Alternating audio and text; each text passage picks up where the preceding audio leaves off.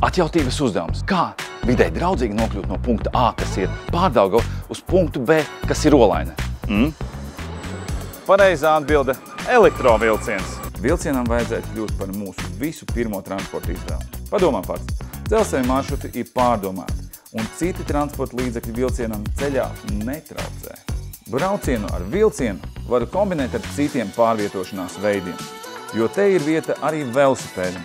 Paņemu līdzi un no pieturas ripoju tālāk. Vilcienā varu arī savu uzticamo draugu telefonu uzlādēt, bez tā jau kā bez rokām. Kuras ir tās lietas, ko tu elektrovilcienā novērtē visvairāk?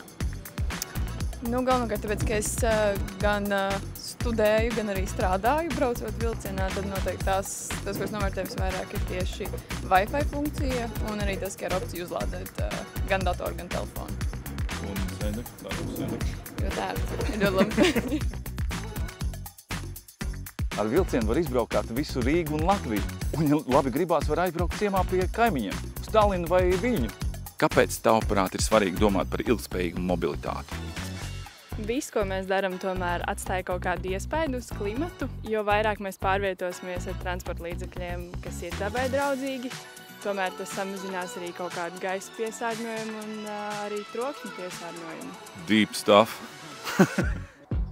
Nu re, šodien izbraucu gan ar riteni, gan ar vilcienu. Un teikšu jums par draugam, ilgspējīga mobilitāte ir daudz ātrāka un foršāka nekā ilgi sēdēt korķī. Braucam kopā zaļi!